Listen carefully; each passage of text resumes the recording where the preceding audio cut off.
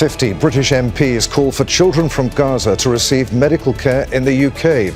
It was prompted by the UK's denial of treatment to a 4-year-old Palestinian boy who lost both his legs in an Israeli attack. British hospitals have treated children from Ukraine, so why not Gaza? This is Inside Story.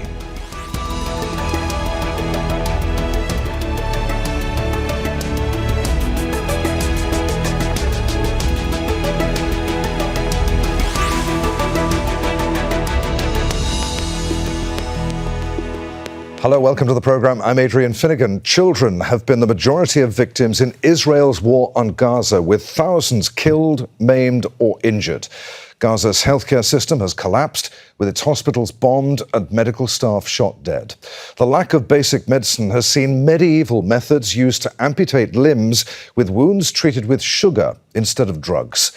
The UK has been one of Israel's staunchest allies, supplying weapons used to kill or injure thousands of Palestinians.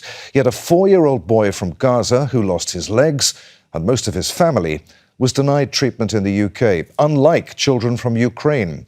50 British MPs are now demanding that the government allow children from Gaza to receive care in the UK. But why was this denied? And what about other Western countries? We'll get to our guests in just a moment, but first, this report from Sarah Gill. Ahmed. This is Ahmed Shabat, a little boy from Gaza who lost both his parents and then both his legs in Israeli airstrikes. His uncle Ibrahim remains his only surviving caregiver. He asks every day, "Where is my father? Where is my mother?" Every single day, but we try very hard to make him forget and adjust to the situation he is currently in. Ahmed was injured in November 2023, one of the earliest victims of Israel's war on Gaza, and one of the first to be refused urgent medical treatment in the UK. Instead, he's receiving care in Italy. Ahmed's case is something that UK politicians say show the double standards in the international response to injured children of war. More than 50 MPs have signed a letter to the British Prime Minister urging him to allow Gaza's children to the UK to receive life-saving medical treatment. And time again, politicians have called on the government to do more. The UK's failure to clearly condemn the collective punishment of civilians, an intent explicitly indicated by key Israeli leading figures, and the continued military support for Israel's ongoing onslaught in Gaza have serious implications for the UK's own human rights obligations and the fate of millions of innocent men, women and children. A new study has found that children who are living through the war in Gaza, 96% of them feel that death is imminent, and nearly half want to die as a result of the trauma they have gone through. Palestinian children live a brutal reality inside the Strip, one plagued by constant fear and anxiety. There is simply nothing left in Gaza that might allow a child to be a child. Sarah Gill, Al Jazeera for Inside Story. Rosalia Bollen is a spokesperson for UNICEF in Gaza. She joins us now from Amman. Good to have you with us, Rosalia. How bad are things for children in Gaza? We got a good idea from Sarah's report there, but UNICEF says that 17,000 of them are currently separated from their families or unaccompanied. What threats do they face? What about kids who need urgent medical treatment? The situation in Gaza is really apocalyptic for all children. It's not just the bombs and the bullets that kill them, but it's also the living conditions, or rather the lack thereof, the lack of access to healthcare, to adequate healthcare, the lack of proper shelter as winter has started.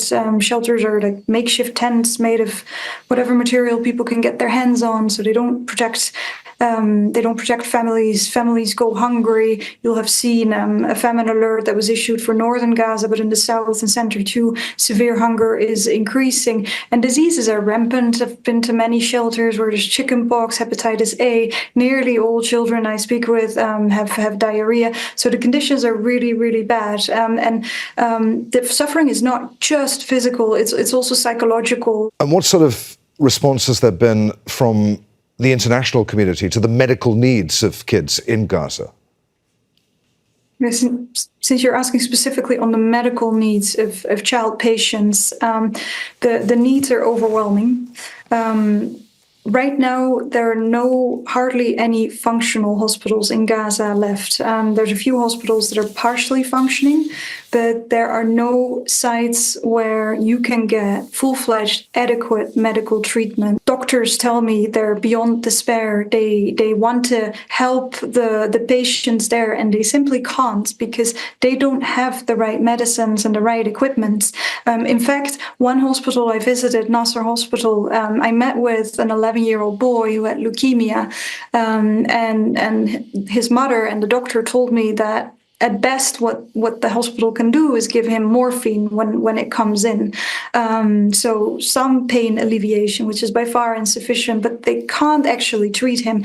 And this boy had leukemia for several years. And before the war, he was able to go outside of Gaza and he got treatment in the occupied West Bank. But that stopped with the war. And he was actually in remission before the war. But since his treatment stopped, his situation very badly deteriorated. And just a couple of weeks ago, we learned that this boy has passed away. So children are dying as a direct result of the lack of healthcare. And what is needed right now in Gaza is two things: an immediate ceasefire. The attacks on hospitals have to stop. Hospitals are protected places, and hospitals need to be rehabilitated. Those children who are most gravely ill, and UNICEF estimates that there's at least 2,500 children, just like that child that I just described, who need to get out for medical treatment now. So those need to be medically evacuated. But in parallel, the hospitals in Gaza need to be rehabilitated, need to receive supplies so they can start treating patients again. Rosalia, many thanks indeed for being with us on Inside Story. Thank you for having me.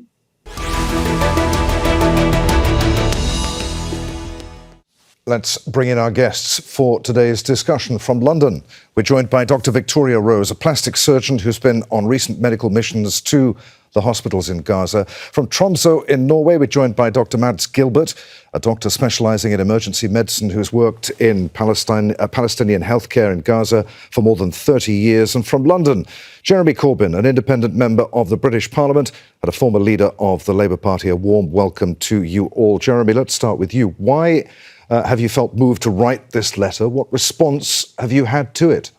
Well, unless something has come in the last few minutes, we've had no response so far. What prompted us to write the letter was we are just appalled at the continued suffering of people in Gaza, the continued supply of weapons by Britain, the USA, and many other countries, which enables that to take place. The International Court has found twice against Israel, once on the ICJ and once on the International Criminal Court. And the determination of Britain and the USA to continue these supplies is a appalling message to the rest of the world, because it shows contempt for the processes of international law, which they claim to support and adhere to. And it shows that they're more interested in continuing the bombardment, knowing full well that the Palestinian people left in Gaza essentially have very little defense and are just being wantonly killed. We don't know the total number yet, but we know it's well over 40,000 already dead from the bombardment.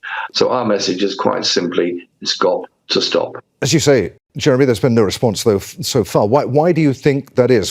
Why has the new Labour government done no better on this than the previous Conservative one? Sadly, they're absolutely no better at all. They do say they support international human rights law. They do say they support the International Court of Justice and the International Criminal Court. But in exactly the same breath, they say they're going to ignore them on this occasion. Well, it's not a pick and choose. The ruling has been made of Israel's behavior in Gaza is an act of genocide against the Palestinian people. And so that means any government that wantonly ignores that judgment is itself putting it the possibility of legal action against that government for refusing to suspend arms supplies. And that feeling all around the world is so strong. There is a kind of echo chamber of Western media by which some of the Western European and North American governments take some comfort thinking that they are supporting Israel and therefore it's going to be all right. The reality is that all around the world, the level of support for the Palestinian people is bigger than it's ever been. And the determination of many of us to stop the supply of weapons and arms to Israel is undaunted, and we will carry on doing that. So we're having events all over the Christmas, New Year period, and a very big demonstration in January in London. We also asked for a response and got none. Victoria, what kind of injuries do kids need urgent treatment for right now? Where are these kids currently being treated, and what are conditions like there? You've been there. The main injuries that the children are suffering from are blast injuries. So when a bomb goes off, whatever is around you gets weaponized, and then it will hit you at quite a high velocity, and it penetrates the skin and either the bones underneath, or it will go into your lung or your abdomen or your head. So they're quite significant injuries that these children are suffering from. And the numbers of injuries and the delay in treatment in actually getting them into the operating theatre means that they're all heavily infected by the time you first see them. So there's sort of the initial injury, and then there's all the sequelae from the delay of actually being able to treat them. And then on top of that, we have problems such as, malnutrition, the fact that everyone has been displaced. These children are living in tents, poor sanitation. Most of the children I saw had sort of nits, and it's a disastrous situation for them. As a doctor, how does that make you feel when you see conditions and situations like this? Well, I think as a doctor, it's very different because you tend to get on with what what the job is. But it is incredible that it is being allowed to happen, and that it is still happening. And that in Gaza, effectively, they're down to 3 hospitals that are capable of running this sort of trauma. And those 3 hospitals are so oversubscribed, and, aid into them is minimal. Mads, to what extent are children in Gaza dying needlessly due to a lack of medical equipment? How is that affecting the medical staff who are at least trying to treat them? And what's going to happen to kids if they don't get this treatment? How many will be left with lifelong disabilities if they don't get this treatment? Well, we don't have the exact numbers, but the numbers are extremely high. And we have to remember all the time when we discuss this, that all of this is 100% man-made and avoidable. It's all made by the occupation forces of Israel with the full support of the United States and, unfortunately, the support of the UK. So all of this is avoidable, and we need to focus on the immediate stop in the bombardment, a ceasefire, and an opening of the siege of Gaza. Gaza has been under siege for 17 years. These kids who are now being injured have been starved for 17 years. They have been living and growing up under constant bombardment and the horrors of getting killed. It's not what happened since the 7th of October. So the background variables for a child to manage to survive an injury is already so bad because of malnutrition, because of fear, and because of lack of proper living conditions. So we don't have the number, but what we know is that 70% of the more than 45,000 killed and the more than 107,000 injured are women and children. Look, in Gaza, half of the population are children. This is a massive moral breakdown in the West, that this is still on a debate level after nearly 500 days. This should have been stopped long ago. And the elephant in the room is the man-made suffering of the civilian population of Gaza. As the Pope said the other day, this is not war, this is cruelty. And I add, for the children, it's also sadism, because the main reason why they are now threatened by death it is one aspect is, of course, the injuries from the bombing, but the triangle of death in Gaza now is the combination of starvation, lack of water, and disease. And this is all amendable. We have in medical terms an expression said avoidable death, and large numbers of the children dying or being killed in Gaza now are avoidable death that could have been avoided with a proper healthcare system and with an opening of the siege. This should have been stopped a long time ago. Jeremy, listening to two doctors describing the situation in Gaza, how does that make you feel? With millions of kids in the West looking forward to Santa visiting this week and Christmas, a magical time for kids and families in full flow, especially where you are in London, 96% of kids in Gaza say they think they're going to die, according to, a small survey of 500 Gazan kids. How can there be what seems to be such callous disregard for the plight of Gaza's children, bearing in mind that it's Western and UK weapons that have wrecked their lives?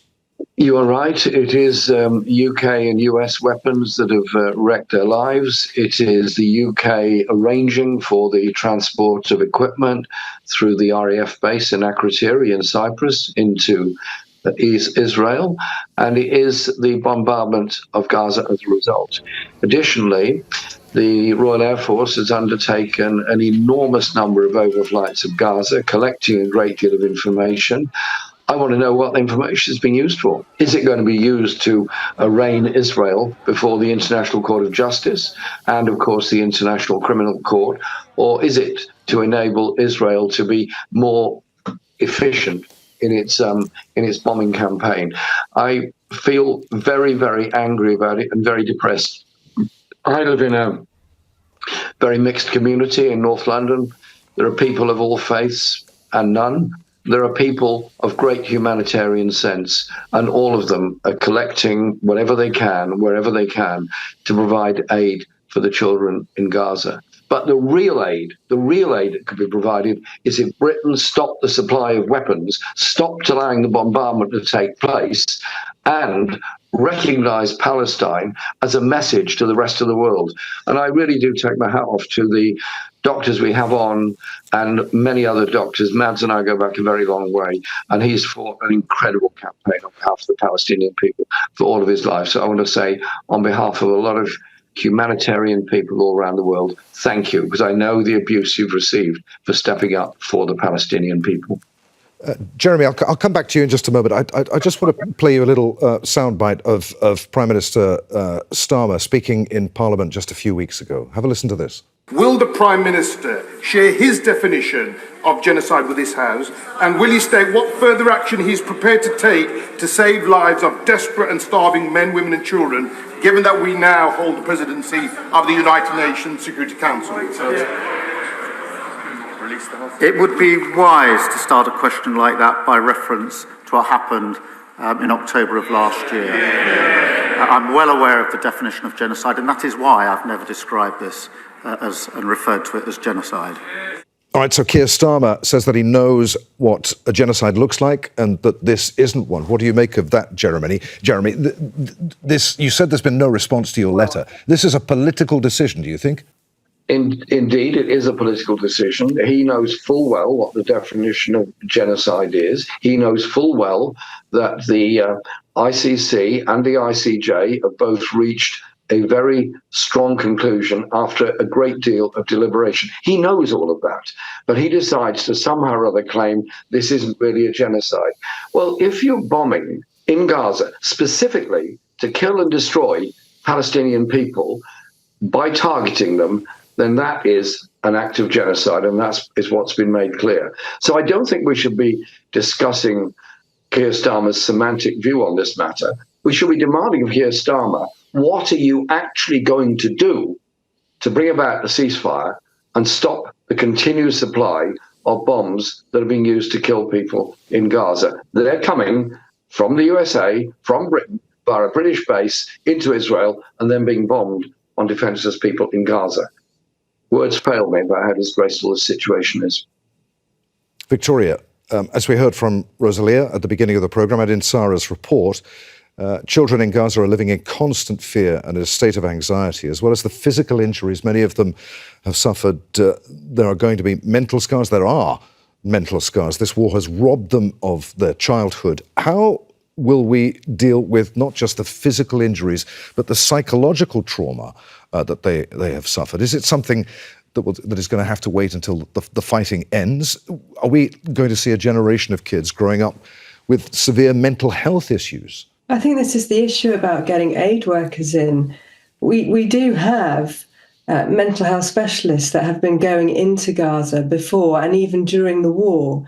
But now that Koget have blocked basically all medical aid, these people can't get in. So the only thing we can do now is wait until the ceasefire and that the access improves, and then we can get the right people into the right areas. Okay, so there's reluctance on the part of Israel to let aid workers in. What about letting kids out? Do you think that it's a deliberate policy? Does it seem to be a deliberate policy by Israel to stop these kids who are in dire need, urgent need of medical care, getting out of Israel, out of Gaza for treatment? Well, we know there's been a reduction in the number of evacuations because it's actually been brought up in the Knesset and discussed with them. We haven't taken any children so far in the UK. I think France has taken a few and Italy has taken a few. But the surrounding countries, Egypt and Qatar, have been absolutely swamped. I mean, it's clear now that not enough people that need to leave are getting out. Matt, here we are criticising the UK's position. The EU says that Belgium, Italy, Luxembourg, Romania, Slovakia and Spain have taken in kids for medical care, for medical treatment. A small group recently went to Ireland. Nearly 100 kids have been treated in the US. What's the situation where you are in Norway? Well, the Norwegian government has pledged to take up to 20 patients needing treatment from Gaza. And we have received, up till now, 6 children who are now in Norwegian hospitals with family members receiving treatment. This is good, but it is far too little. If you look at the number that the European Commission Emergency Mechanism, the ERCC, has received from Ukraine, the number was 2,500 up to this summer. So this is again, double standard of Europe. I mean, we are supporting the Ukraine resistance against the Russian invasion with weapons, with embargo, with political sanctions, with money, with political support. Whereas the just struggle of the Palestinian people against Israeli occupation receives no such support. And when the consequences are so dire, as we know in the medical sense, we are only taking a tickle of patients to get treatment in Europe. It's a shame. It's a blatant shame. We should take much more. And as Rosalind said, we know that Turkey has taken 1,000, Egypt has received 2,000, and the other countries, in particular Jordan and the Emirates, have taken 1,500, altogether 4,500 needing patients. Europe are taking a few hundreds. What is this? This is pure racism, because people in Palestine, in Gaza, are not as worthy, not as valuable, and do not get the same respect and medical support that they should have. This is a stain on the West. This is a stain on our morality. Listen, I'm a doctor. I'm not used only to treat symptoms. I am trained to look for the root cause of disease, pain, or any suffering that a patient has. And the root cause of all the suffering we are discussing here is the Israeli occupation of Palestine and the ongoing genocide in Palestine. That has to end immediately. To amend that with medical relief or medical supplies is not going to solve the problem. The only solution to this problem is the ending of the occupation of Palestine, the lifting of the siege, and an immediate and lasting ceasefire. That's my prescription as a doctor. Jeremy, what are your thoughts on that? Mads is absolutely right. This is a man-made disaster, exacerbated by the decisions made over the last few weeks to increase the level of bombardment and the decisions that we made to prevent people getting out of Gaza to receive crucial medical treatment. And the list of countries that Mads just read out really tells it all. Neighbouring countries are doing their best.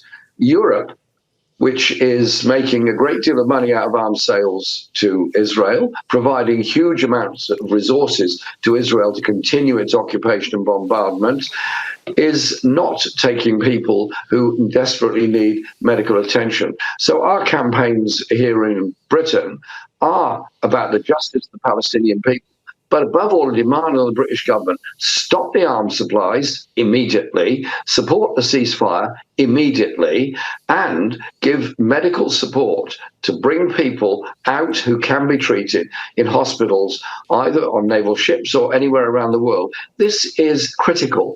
People are dying in sight of medical help and medical aid. It's been refused for political purposes. That is unthinkable and unforgivable. I know, just briefly, Mads, if you want to come in. No, I totally agree with Jeremy on this, but it is important to understand that the people of Gaza, they are fearful of leaving Gaza because that may be a one-way ticket. They are not allowed to come in again, and they don't want to leave their country, their home, even if it's bombed. So the most important thing, as was mentioned, is to rebuild, to restore and reinforce the Palestinian proper healthcare system, because Palestinian doctors, nurses and ambulance paramedics are excellent medical professionals. And as we are speaking, the Israelis are keeping the bombardment on the Kamal Adwan hospital, where Dr. Hussam Abu Safiya and his staff are very bravely defending the more than 400 people in the hospital. This has to end immediately, because exporting the medical problem is only one part of the solution. The fundamental solution is to reinforce the Palestinian proper sovereignty over their own medical system and their capacity to treat their own people in Gaza and in the West Bank. Victoria, we'll give the last word to you. I'm sure that the medical establishment worldwide would be more than willing to treat kids if they were able to get out of Gaza and travel to be treated in their hospitals, their clinics. But Mads brought up the issue of the doctors, nurses, the healthcare professionals who are still working under terrible conditions in Gaza. Perhaps you want to say something finally in tribute to them. It's an appalling situation for our colleagues in Gaza. They have been targeted specifically by the Israelis. Many of them have been forced to leave and flee into Egypt. And the ones that are left are trying to work in terrible conditions. And as Mads was saying, people are afraid of leaving Gaza and that they won't be able to go back. And we're already seeing this in the north. Quite a few of my colleagues had come down from the north to work in Khan Yunis, particularly when Shifa was destroyed. And they cannot get back to their families in the north because of that corridor that's been built that cuts them off. So consequently, the rest of the Gazans now know that if they flee from the south into neighbouring countries, they will lose Gaza. And there we must end it. Victoria Rose, Mads Gilbert and Jeremy Corbyn, many thanks indeed for being with us on Inside Story. Thank you for watching. You can see the programme again at any time by going to the website at aljazeera.com. And for further discussion, you can join us at our Facebook page at facebook.com/AJ Inside Story. And of course, you can join the conversation on X, our handle there at AJ Inside Story. From me, Adrian Finighan, and the team here in Doha, thanks for being with us. Bye for now.